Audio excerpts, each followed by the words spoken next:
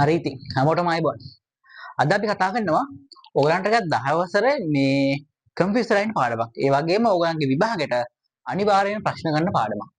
පාඩම රසායනික බන්ධන. බන්ධන හදා ගන්නකොට ඔයගලන්ට තියෙන ගොඩක් ප්‍රශ්න කොහොමද හැදෙන්නේ මේ බන්ධනය මෙහෙම බන්ධනයක් හදන්න පුළුවන්ද ගොඩක් ප්‍රශ්න තියෙනවා.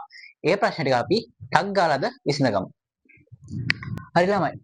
ඉතින් අපි ඉස්සෙල්ලා දැනගන්න ඕනි ඇයි මේ පරමාණු බන්ධන හදාගන්නේ? දැන් නිකන් ඉන්න බැරුවට ඇයි මේ පරමාණු බන්ධන හදාගන්නේ කියලා. බන්ධන හදන්නේ මොකක් කරලා හේතුවක් තියෙනවා. මේ ලෝකේ ඕනෙම දෙයක් කරන හේතුවක් ඇතුව. ඒක දන්නවනේ. බුදුහාමුදුරුවෝ දේශනා කළ තැන හේතුඵල ධම්ම කියලා. ඒකෙන් අපි දන්නවා මේ ලෝකේ ඕනෑම දෙයක් වෙන්නේ හේතුවක් මත. ඉතින් අපි ඉස්සෙල්ලා බලමු ඇයි මේ පරමාණු බන්ධන හදාගන්නේ? නිකන් ඉන්න බැරුවට උඩ නිකන් ඉන්න බැරි කොට ඌ බන්ධනයක් හදාගන්න තව එකෙක් එක්ක ගිහින්. ඒ මිනිසුත් එහෙමනේ. අපිටත් නිකන් ඉන්න බැරුවට අපි ගිහින් තව කවුරුත් එක්ක හරි බැඳීමක් හදාගන්නවා. ඇයි එහෙම හදාගන්නේ කියලා පරමාණු එහෙම හදාගන්නේ ඇයි කියලා තමයි අපි ඉස්සෙල්ලාම කතා කරන්නේ. හරි. අපි තුන්වෙනි පාඩමේ උගන්වනවා මේ පරමාණු. මතකද මේ අර්නස්ට් රදර්ෆර්ඩ්? අර්නස්ට් රදර්ෆර්ඩ් මොකද කරේ කියලා මතකද? එයා මොකද්ද කරේ? එයා හොයාගත්ත ග්‍රහාකෘතිය කියලා. ග්‍රහාකෘතිය තව ටිකක් විස්තර කළා කවුද? නීල්ස් බෝ. මොකද කරේ? අර්නස්ට් රදර්ෆර්ඩ් කිව්වා පරමාණුවේ නැස්ටි වට ඉලෙක්ට්‍රෝන, ප්‍රෝටෝන, නියුට්‍රෝන පරමාණු ඇතුලේ තියෙන ප්‍රෝටෝන, නියුට්‍රෝනයි එළියේ ඉන්නවා කවුද? ඉලෙක්ට්‍රෝන කියලා කිව්වා අපේ අර්නස්ට් රදර්ෆර්ඩ්. ඒක තව ටිකක් විස්තර කළා කවුද? අපේ නෙමෙයි ඉතින් මනුස්සයා නීල්ස් බෝ. නීල්ස් බෝ මොකද කිව්වේ? ඒ පරමාණු ගමන් කරන නිශ්චිත කක්ෂවල. ඒ කියන්නේ සූර්යය වටා ග්‍රහලෝක යනවා වගේ ඒ වගේ කක්ෂවල ඉලෙක්ට්‍රෝන ගමන් කරනවා කියලා කක්ෂ හතරක් ගැන යා අපිට කියලා දුන්නා. මොනවද ඒ කක්ෂ හතර? අපි කියනවා L M N කියලා. කක්ෂ කීයක් තියෙනවද? කක්ෂ හතරක ඉලෙක්ට්‍රෝන ගමන් කරනවා. ඒ වගේම එයා කියනවා මේ කක්ෂ හතර යන්න පුළුවන් උපරිම ඉලෙක්ට්‍රෝන ගානක් තියෙනවා කියලා. ඒ කියන්නේ මේ පරමාණුවකට මේ කක්ෂයකට තියාගන්න පුළුවන් උපරිම ඉලෙක්ට්‍රෝන ගානක් තියෙනවා. දැන් K නම් 2යි, L නම් 8යි, M නම් 18යි, N නම් 32යි. අපේ ආවර්තතාවගුවේ තියෙන මේ පරමාණු වලින් නැත්නම් මූලද්‍රව්‍ය වලින් ඒ මූලද්‍රව්‍ය වල ඉලෙක්ට්‍රෝන ටික මෙන්න මේ කක්ෂවල තියාගන්න පුළුවන්. ඒ වගේම හැබැයි ඒ කක්ෂයක තියාගන්න පුළුවන් මෙන්න මේ උපරිම සංඛ්‍යාව විතරයි. අපි O level වලදී කතා කරන්නේ මෙන්න මෙහෙම. K උපශක්ති මට්ටමේ 2යි, L වල 8යි. අපිට L වලට පුරවන්නත් පුළුවන් 8යි. M වලටත් 8යි, N වලටත් 8යි. මේකට 18ක් පුරවන්න පුළුවන් උපරිම. හැබැයි අපි පුරවන්න කියන්නේ අපිට පුරවන්න පුළුවන් 8යි. නීත්‍ය අනුකූලව 8යි වලට පුරවන්න පුළුවන්. හරි. දැන් මෙහෙම අපි හිතමුකෝ මම ගන්නවා අපි ගමුකෝ ලිතියම් පරමාණු. ලිතියම් වගේ පරමාණුවක්. ලිතියම් වගේ පරමාණුවක් ගත්තොත් මේ ඉන්න පරමාණුවේ නැස්ටිය ඊට පස්සේ මෙහෙම ශක්ති මට්ටම් තියෙනවා. ලිතියම් කියන්නේ ඉලෙක්ට්‍රෝන වින්‍යාසයේ නැත්තම් නෑ පරමාණු ක්‍රමාංකය 3යි. ඒ කියන්නේ ඉලෙක්ට්‍රෝන වින්‍යාසය කීයද? 2යි 1යි. මේකට ඉලෙක්ට්‍රෝන 2යි, පළවෙනි එකට 2යි, ඊගාව එකට 1යිනේ. හරි. ඔහොම ඉලෙක්ට්‍රෝන පිරෙව්වහම දැන් මේ ලිතියම්ගේ ඉලෙක්ට්‍රෝන පිරලා තියෙන අන්තිම කවචය. ලිතියම්ගේ ඉලෙක්ට්‍රෝන පිරලා තියෙන අන්තිම කවචයට අපි කියනවා නමක්. ඒකට අපි කියනවා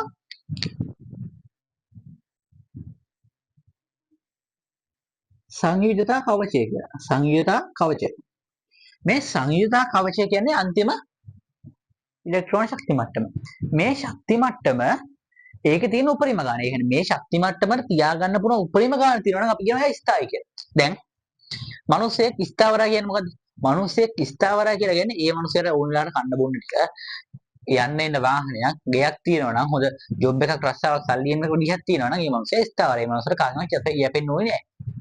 අන්න ඒ වගේ පරමාණුවේ තියාගන්න පුළුවන් නැස්ටිය නැත්තම් මේ ශක්ති මට්ටමක තියාගන්න පුළුවන් උපරිම ඉලෙක්ට්‍රෝන ගාන තියෙනවා නම් අපි කියනවා මේ පරමාණුව ස්ථායි පරමාණුවක් කියලා.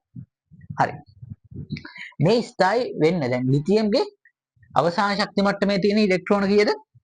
1යි. අපි කියනවා ඒකට මොකද සංයුතාවය කියලා. අවසාන ශක්ති මට්ටමේ තියෙන ඉලෙක්ට්‍රෝන 1යි. මේ ලිතියම්ට ස්ථායි වෙන්න. මේ ලිතියම්ට ස්ථායි වෙන්න නැත්නම් එයාගේ සංයුතා කවචය දෙවෙනි සංයුතා කවචය කියන්නේ L ගේ 8ක් තියාගන්න පුළුවන්. හැබැයි මෙයාගේ එකයි තියෙන්නේ. මෙයාට තව කීයක් මදිද? 7ක් මදි. 7ක් මදි. එක්කෝ මෙයා 7ක් කාගෙන් හරි ගන්න ඕනි. නැත්තම් මෙයා මේ තියෙන එක පිට කරා නම් මේ කවචය අයින් වෙලා යනවා. තියෙන එක පිට කරා නම් මේක කවචය අයින් වෙලා. දැන් මේ තියෙන එක මෙයා අයින් කළා. මේ තියෙන එක අයින් කළොත් මොකද වෙන්නේ? මේ තියෙන එක අයින් කරාම හරි දැන් හරි. දැන් දෙකයි යාලස පළවෙනි කවචය තියාගන්න 2 යන්නේ සම්පූර්ණයි. යා සතුටින් ඉන්නවා. හරි. ඔන්න ඔය වැඩේ කරන්න තමයි පරමාණු බන්ධන හදාගන්නේ. ඒ කියන්නේ එක්කෝ එයා ස්ථායි වෙන්න මොකද කරන්නේ? එක්කෝ එයා ඉලෙක්ට්‍රෝන ගන්නවා නැත්නම් ඉලෙක්ට්‍රෝන පිට කරනවා. ඒ දෙකෙන් එකක් කරලා එක්කෝ අරගෙන නැත්නම් පිට කරලා එයා මොකද කරන්නේ? බන්ධන හදා. එයා ස්ථායි වෙනවා. ඒ ස්ථායි වෙන්නේ එයා බන්ධන හදා ගන්නවා. දැන් මේ ආකාරයට මේ ඉලෙක්ට්‍රෝන පිට කරන්න නම් ගන්න එකක් ඉන්න බෑ. දැන් ඔයා හිතන්න ඔයා කඩයක් දානවා. ඔයා පළතුරු කඩයක් දානවා. ඒ පළතුරු කඩේ ඔයා පළතුරු විකුණන්න නම් පළතුරු ගන්න මිනිස්සෙක් ඉන්න බෑ. ඒ පළතුරු ගන්න මිනිස්සයා තමයි තව කොහෙන් හරි එන මිනිස්සයා පළතුරු ගන්නවා. ඔයා ඉලෙක්ට්‍රෝන කඩයක් දානවා. ඒ ඉලෙක්ට්‍රෝන කඩෙන් ඔයා ඉලෙක්ට්‍රෝන දෙන්න ඉලෙක්ට්‍රෝන ගන්න එක්කෙනෙක් ඉන්නවනේ. මෙන්න මේ ලිතියම් කියන එකාටත් ඉලෙක්ට්‍රෝන පිට කරන්න නම් ගන්න එකෙක් ඉන්න ඕනි. ඔන්න ඔය පිට කරන එකයි ගන්න එකයි අතර තියෙන බැඳීම තමයි අපි කියන්නේ මොකද්ද? බන්ධනයක් නැත්නම් රසායනික බන්ධනයක් කියලා. ඒ කියන්නේ පරමාණු ස්ථායි වෙන්න ඒගොල්ලෝ ඉලෙක්ට්‍රෝන අර ගන්නවා. එහෙම නැත්නම් පිට කරලා හදාගන්න බන්ධනවට අපි කියන රසායනික. හරි ළමයි. දැන් මේ අපිට රසායනික බන්ධන කොටස් දෙකකට බෙදන්න පුළුවන්. එකක් තමයි අයනික බන්ධන, අනිත් එක තමයි සහසංයෝජ බන්ධන. අයනික බන්ධන කියන්නේ දැන් සාමාන්‍යයෙන් ඔයා කඩේකට ගිහිල්ලා දැන් ඔයා පළතුරු කඩේකට යනවා. පළතුරු කඩේකට ගිහිල්ලා ඔයා පළතුරු ගන්නවා. පළතුරු ගන්නවා මොනවද දෙන්න ඕනේ? පළතුරු ගන්නවා සල්ලි දෙන්න ඕනේ. ඔයා ඒ කඩේන මුදායිට සල්ලි දීලා ඔයා පළතුරු ගන්නවා. ඒ කියන්නේ ගනු දෙනු. ඔයා දෙන්න දෙයට එයා තව මොනවා හරි දෙයක් දෙනවා. මම ඔයාට උගන්වනවා. ඔයා මට ඒ වෙනුවට සල්ලි දෙනවා. අන්න ඒ වගේ පොඩි බැඳීමක්. ඒ කියන්නේ මොකක් හරි දෙයක් හුවමාරුවක්. ඒ කියන්නේ ඔයා දෙනකොට නෑ මම විකුණනවා ඔයා ගන්නවා. අන්න ඒ වගේ බැඳීමක් ඇති වෙනවා අපි කියන ආයනික බන්ධනයක්. ඒ කියන්නේ දෙන්නෙක් කෙනෙකුත් ඉන්නවා ගන්නෙක් කෙනෙකුත් ඉන්නවා. අන්න ඒ වගේ ආයතන හැදෙනවා ආයනික බන්ධන. ඒ කියන්නේ ආයනික බන්ධන වලින් දෙන්නේ මොනවද? ආයනික බන්ධන වලින් දෙන්නේ අයන වල තියෙන ඉලෙක්ට්‍රෝන. සෝඩියම් අයනයේ තියෙන ඉලෙක්ට්‍රෝන. ක්ලෝරින් අයනයේ තියෙන ඉලෙක්ට්‍රෝන. ඊට පස්සේ ලිතියම් අයනයේ තියෙන ඉලෙක්ට්‍රෝන. ඔන්නෝම මැග්නීසියම් අයනයේ ඉලෙක්ට්‍රෝන. මේ අපි දන්නවා පරමාණුවක් ඉලෙක්ට්‍රෝන පිට කරොත් එයා අයනයක් වෙනවා. ඉලෙක්ට්‍රෝන ලබා ගත්තොත් ඒත් අයනයක් වෙනවා. පිට කරොත් අය ලබා ගත්තොත් අයනයක් වෙනවා. අන්න ඒ අයන අතර ඇති වෙන බන්ධන අපි කියනවා අයනික බන්ධන. ඒ කියන්නේ ඉලෙක්ට්‍රෝන පිට කරොත් ගන්න එකෙක් ඉන්නවා. ගන්නවා දෙනවා ගන්නවා. ඔන්න ඒ වගේ තමයි අයනික බන්ධනයක් කියන්නේ. සහසංයෝජ බන්ධනයක් කියලා කියන්නේ හවුල තියාගන්න. නිකන් කසාදයක් වගේ. කසාදයකද මොකද කරන්නේ? ඒ කියන්නේ කසාදයක් බැන්දට පස්සේ දැන් හිතා කසාදයක් මැදලා අරගෙනවා ගෙදෙට්ට මේ කසාදයක මිනිස්සු අරගෙන ආවට පස්සේ ඒ ගෙදර තියෙන දේවල් දෙන්නටමයි දී. ගෙදර ටීවී එක පාවිච්චි කරලා ටීවී දෙන්නටමයි දී. කාමරේ දෙන්නටමයි දී. ගෙදර වතුර ටික දෙන්නටමයි දී. අර දෙන්න හවුලේ පාවිච්චි කරනවා. හවුලේ පාවිච්චි කරලා ගොඩක් දේවල් තියෙනවා. ඒක ඉතින් ඔයගොල්ලෝ හිතාගන්න තියෙනවා. ඒ තියෙන දේවල් ඕගොල්ලෝ දෙක තුනක් හිතා ගන්නවා. හවුලේ පාවිච්චි කරන දේවල්. ඒ වගේ හවුලේ තියාගන්නවා. ඒ හවුලේ තියාගෙන හවුල හදාගෙන බන්ධන වලට අපි කියන මොනවද? සහසංයෝජ බන්ධන කියලා. හරි. ඊට පස්සේ අපි එනවා අයනික බන්ධන ගැන කතා කරන්නේ. ආයනික බන්ධන. හරි. මම උදාහරණ කරනවා සෝඩියම්. මේ සෝඩියම් කියන එකාගේ ඉලෙක්ට්‍රෝන වින්‍යාසය 281. ඒ කියන්නේ එයාගේ පරමාණු ක්‍රමාංක 11යි. පරමාණු ක්‍රමාංක 11 කියලා කියන්නේ ඉලෙක්ට්‍රෝන 11යි. එයා උදාසීන පරමාණුවක් ඉඳලා. එතකොට එයාගේ ඉලෙක්ට්‍රෝන වින්‍යාසය වෙනවා 2 8 1 කියලා. ඒක ඕගොල්ලෝ දන්න දෙයක්. ඒ 2 8 1 ඉලෙක්ට්‍රෝන වින්‍යාසය කියලා කියන්නේ මෙයාගේ අන්තිම කවචය කියෙවෙන්නේ. මෙයාගේ අන්තිම කවචය ඉන්නේ 1 ඉලෙක්ට්‍රෝනයයි. හරිද?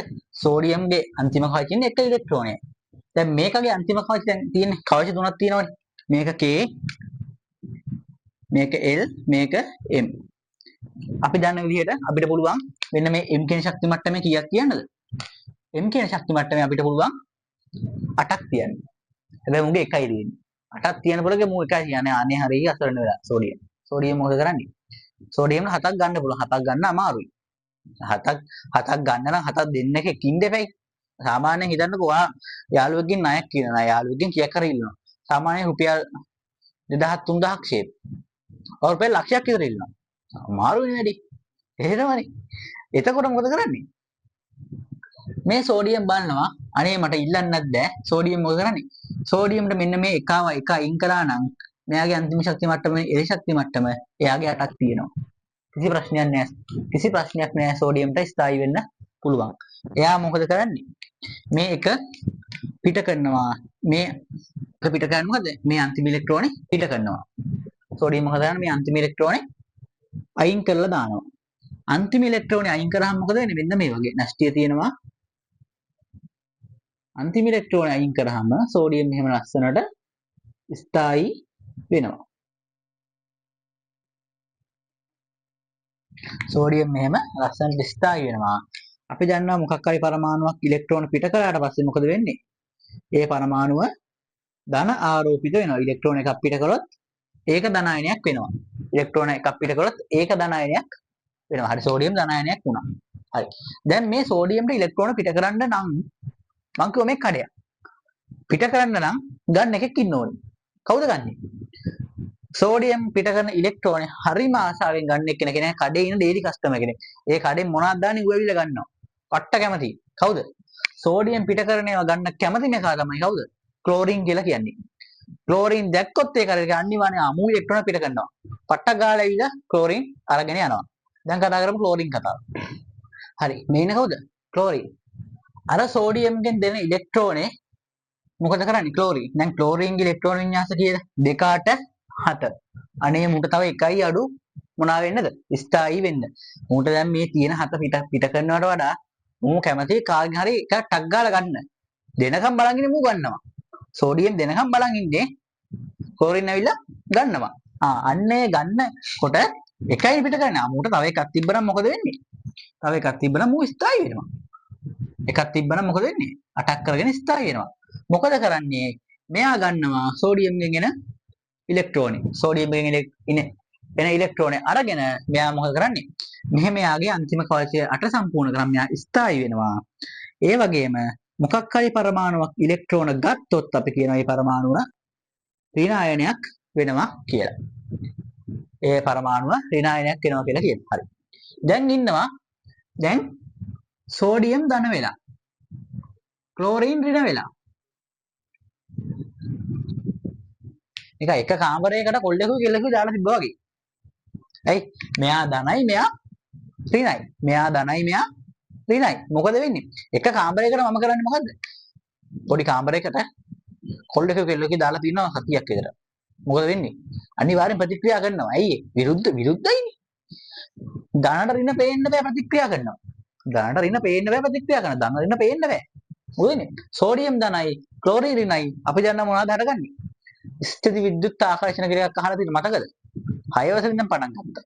ස්ථිති විද්‍යුත් ආකර්ෂණ තියෙනවා. ධන රින එක ළඟ ඉන්නකොට මොනවද තියෙන්නේ? ස්ථිති විද්‍යුත් ආකර්ෂණ නැති වෙලා මොකද වෙන්නේ? මෙන්න මේ දෙන්නා බන්ධනයක් බවට පත් වෙනවා. මේ දෙන්නා බන්ධනයක් හදා ගන්නවා. කඩේට යනවා. කඩේ ඉන්න ලස්සන කැෂියට ගෙන ලස්සන කෙල්ලෙක්. කොල්ලත් යනවා. හරි. කොල්ල කවුද? සෝඩියම්. නෑ. කොල්ල ක්ලෝරින්. කෙල්ල සෝඩියම්. මොකද වෙන්නේ?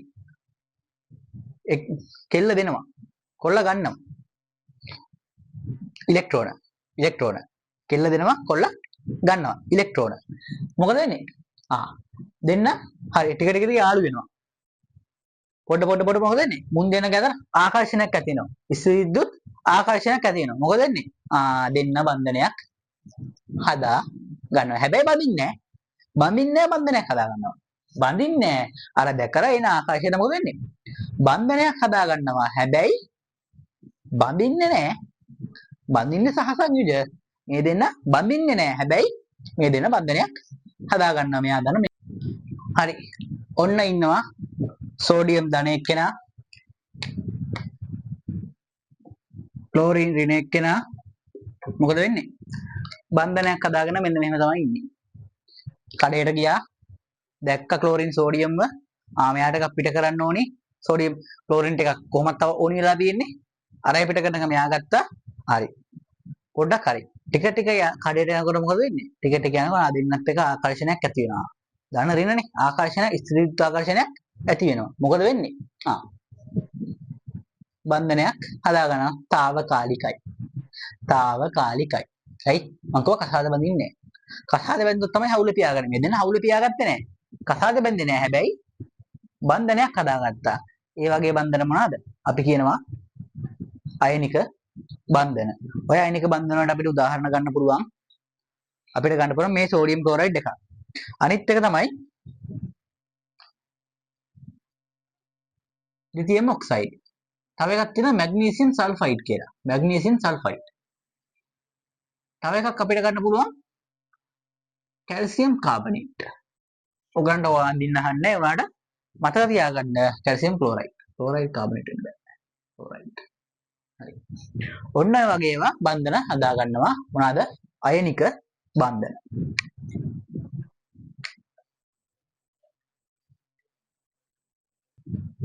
හරි ඊට පස්සේ සහසංයෝජ බන්ධන කසාදයක් බන්ධන්න නැහැ හදන්න හරි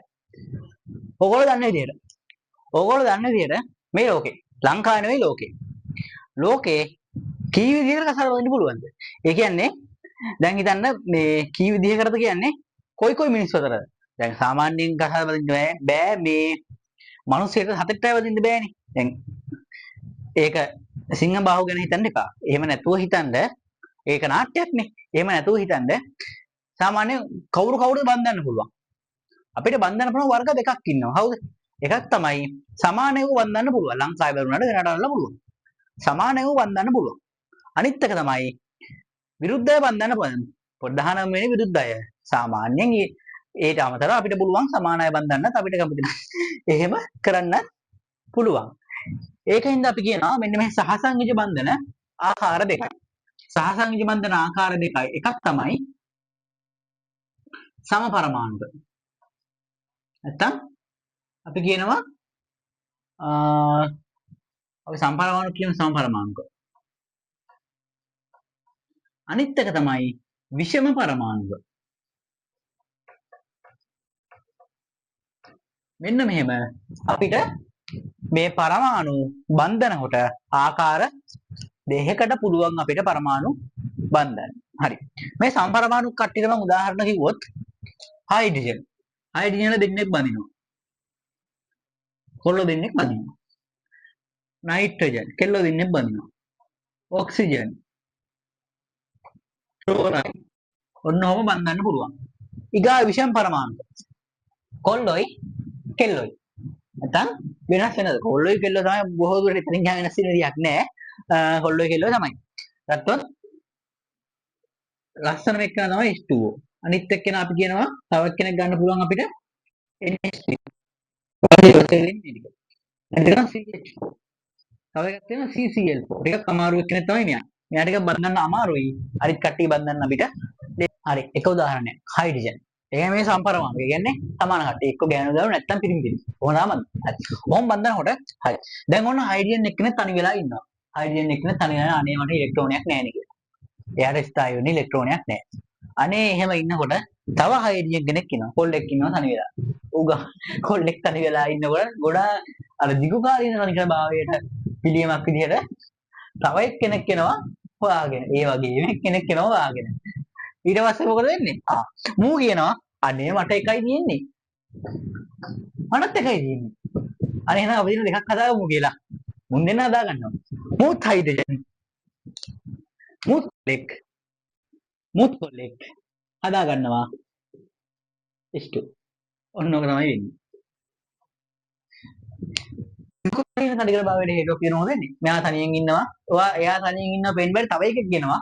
අනේ ඔයාටත් එකයි මටත් එකයි තියෙන්නේ කියලා මොකද කරන්නේ? ඔය ඉන්නේ දෙන්නේ. අපි දෙන්න එකතු වෙලා දෙන්නෙක් හදාගමු කියලා. අපි දෙන්න එකතු වෙලා ස්ථායී වෙමු කියලා මොකද වෙන්නේ? මුන් දෙන්න ස්ථායී වෙනවා. සමපරමාණුකයි. මේකට කියන අපි මොකද්ද මොන බන්ධනයක්ද? සහසංයුජ බන්ධන. එහෙම නැත්නම් සමපරමාණුක සහසංයුජ බන්ධන. සමපරමාණුක වලින් හදන හරි ළමයි. මේ තියෙන නයිට්‍රජන්. නයිට්‍රජන් මොකද්ද වෙන්නේ? නයිට්‍රජන් ඉලෙක්ට්‍රෝන වින්‍යාසය කියන 2යි 5යි. නයිට්‍රජන් ඉලෙක්ට්‍රෝන වින්‍යාසය 2යි 5යි. 8ක් වෙන්න කීයක් ඕනේද? 8ක් නේ තියෙන්නේ Kl නේ. 8ක් වෙන මෙයාට තව 3ක් ඕනි. මෙයාට තව 3 දෙනෙක් ඕනි. දැන් මෙයා බලන්න ඕනි මෙයාත් එක්ක 3 දෙනෙක් කවුද තියාගන්න කැමති කවුද කියලා. එහෙම බල ඉන්නකොට ඒ වගේම තව එක්කෙනෙක් හම්බ වෙනවා. අර වගේම තමයි. ඒ වගේම තව එක්කෙනෙක් මෙයාට හම්බ වෙනවා. නයිට්‍රියන් වගේම තව එක්කෙනෙක් මෙයාට හම්බ වෙනවා. මේ නයිට්‍රියන්ගෙන් අහනවා අනේ මටත් තුනක් මදි. ඔයාටත් තුනක් මදි. අපි දෙන්නගේ තුන අපි හවුල තියාගමුද කියලා. අපි දෙන්නගේ තුන හවුල තියාගෙන අපි ස්ථායී යමුද කියලා අහනවා. මෙයාත් කැමති වෙනවා. ඊට පස්සේ මොකද වෙන්නේ? මේ දෙන්නගෙම තුන් දෙනා ඉලෙක්ට්‍රෝන හවුල තියාගන්නවා. මෙයාගෙන් 3යි හවුල තියාගෙන මොකද වෙන්නේ? මේ දෙන්න ස්ථායී වෙනවා. එතකොට හවුලේ ඉලෙක්ට්‍රෝන කීයක් තියාගන්නවද? 6ක් තියාගන්නවා. කියන්නේ එක්කෙනෙක්ගෙන් 3 ගන්න. මෙයාගෙන් 3යි හවුලේ තියාගෙන එයා මොකද කරන්නේ? ඉලෙක්ට්‍රෝන හවුලේ තියාගෙන මේ දෙන්න මෙහෙම ලස්සනට ඉන්නවා. මේකත් එක්ක මම තව එක දෙයක් කියලා දෙන්නම්. බන්ධනයක් අපි නිරූපණය කරන්නේ. මේක වෙනවා කැලලක්. ඒවම මම මෙහෙම කියලා දෙන්නම්. බන්ධනයක් නිරූපණය කරන්නේ. බන්ධනයක් නිරූපණය කරනකොට දැන් මේ බලන්න. මේ ඉන්නේ නයිට්‍රජන්. මම ලුයිස් ව්‍යුහ විතර කියලා දෙන්නේ. ලුයිස් ව්‍යුහ හඳිනකොට මේ නයිට්‍රජන් ගෙමි මෙතන ඉන්නව එක්කෙනෙක්, මෙතන ඉන්නව එක්කෙනෙක්, මෙතන හදනවා N2 කෙනෙක් හදනවනේ. හදනකොට මේ දෙන්නෙක් ඉන්නව නේද? මේ උන් දෙන්න මුකුත් කරන්නේ නැහැ. උන් දෙන්න වන්දන හදන්නේ නැහැ. වන්දන කරලා උන් දෙන්නව පැත්ත කරලා බලන් ඉන්නවා. මට බෑ බ්‍රත් එක වන්දන හදලා උන් දෙන්න පැත්ත කරලා ඉන්නවා. ඒ පැත්ත කරලා ඉන්න දෙන්න පැත්තකින් තියලා බන්ධනෙ තුන් දෙනෙක් නේද හවුල තියන් ඉන්නේ. අපි හරියට බැලුවොත් දෙන්නව තුන් දෙනා ගන්න. මෙයාගෙන් 3යි. ඒ කියන්නේ අපි ඕක නිරූපණය කරනවා. මෙන්න මෙහෙම. මෙන්න ඉන්නවා නයිට්‍රජන්ලා දෙන්න. ඔන්න ඉන්නවා නයිට්‍රජන්ලා දෙන්න. ඔය ඉන්න නයිට්‍රජන්ලා දෙන්න කොහමද? එක්කෙනෙක්ගෙන් 3 ගන්නනේ. අපි ගන්නවා මෙහෙම ඉරි කැල්ලක් ගන්නවා. 1යි 2යි 3යි. ඔන්න වර්ධනය. මෙතන තියෙනවා මෙයාගේ ඉලෙක්ට්‍රෝන මෙතන තියෙනවා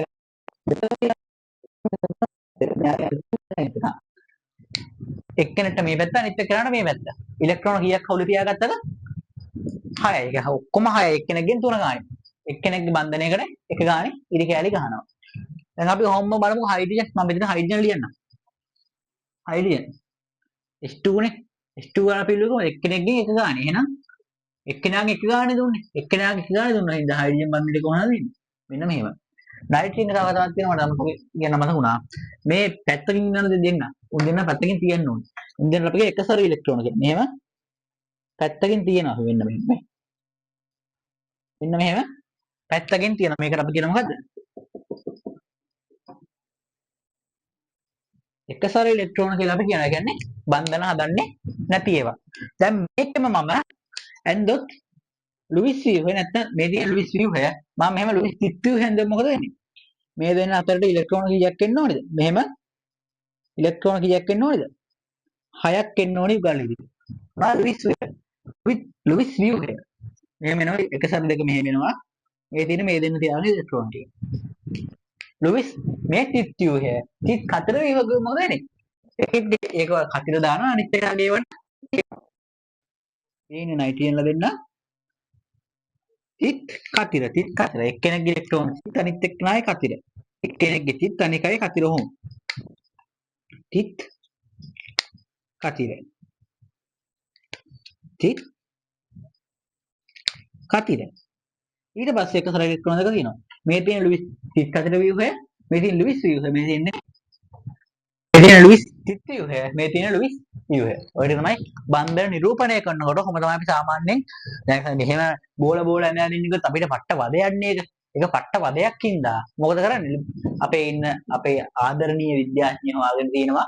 ඒක පට්ට කරදරයක් හින්දා ලුයිස් කියන විද්‍යාඥයා හොයාගත්තා මෙන්න මේ යාගේ ලුයිස් ව්‍යුහය. අපි ගොඩක් වෙලාවට පාවිච්චි කරන්නේ මෙන්න මේ ලුයිස් ව්‍යුහය තමයි පාවිච්චි කරන්නේ අපි බන්ධනයක් නිරූපණය කරන්න. හරි. අපි එනවා විෂම පරමාණු කණු වලට. ඒ කියන්නේ කොල්ල කෙල්ල බන්ධන දෙනවා. සාමාන්‍යයෙන් සම්මතයි කිසි ප්‍රශ්නයක් නැහැ. හරි වෙන බන්ධන දෙනවා. බන්ධන දෙනකොට හරි. ඔන්න ඉන්නවා ඔක්සිජන් කෙනෙක්. මේ ඉන්නේ ඔක්සිජන්. ඔක්සිජන්ගේ ඉලෙක්ට්‍රෝන වින්‍යාසය 2යි 6යි 2යි. මේක 2යි.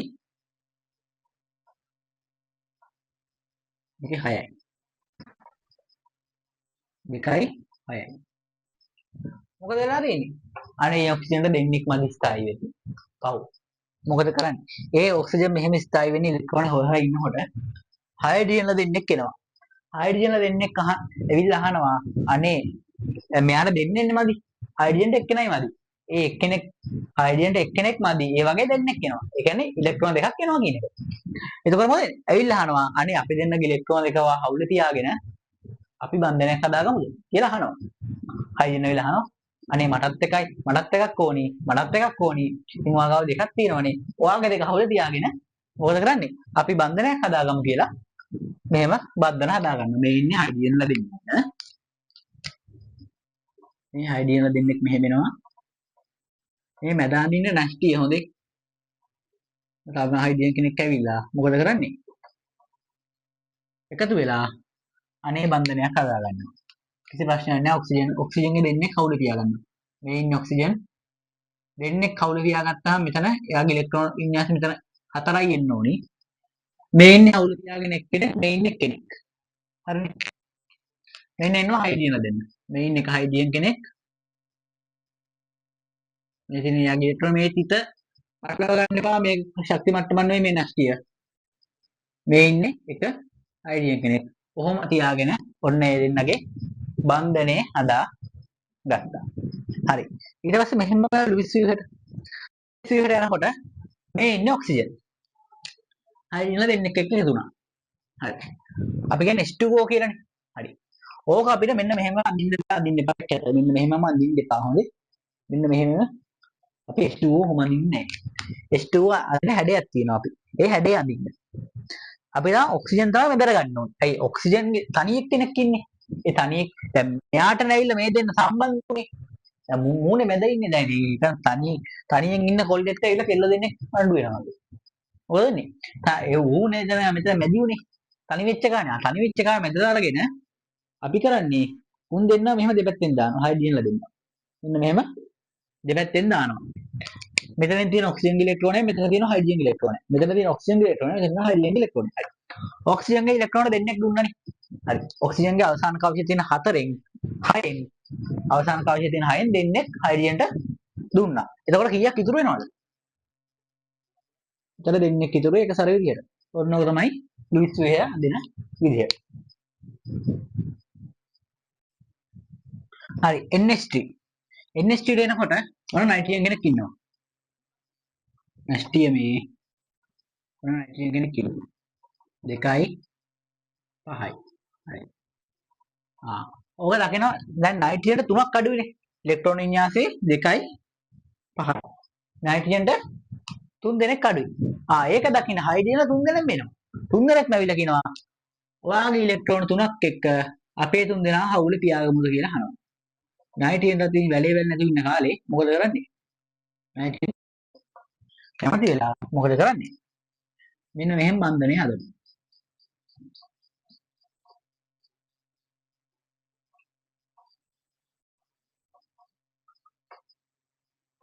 තුනක් තියාගත්තාම දෙකක් ඉතුරු. මේ දෙක මෙතෙන් තියෙනවා.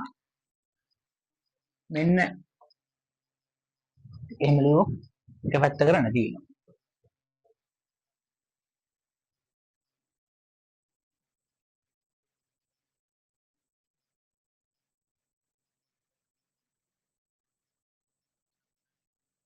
මේ තියෙන එකක්, මේ තියෙන එකක්, මේ තියෙන එකක්. එක දැන් තුන්දෙනෙක් තියාගන්න බෑ හොඳේ. ඔන්න මේ ඉන්න එක හයිඩ්‍රජන් කෙනෙක්, මේ ඉන්නේ යාගේ ඉලෙක්ට්‍රෝන. මේ ඉන්න එක හයිඩ්‍රජන්, මේ ඉන්නේ යාගේ ඉලෙක්ට්‍රෝන. මේ ඉන්න එක හයිඩ්‍රජන් කෙනෙක්, මේ ඉන්නේ යාගේ ඉලෙක්ට්‍රෝන. හරි. සාධාරණ තුන් දෙනා සම තුන බෙදලා දුන්නා නයිට්‍රජන්.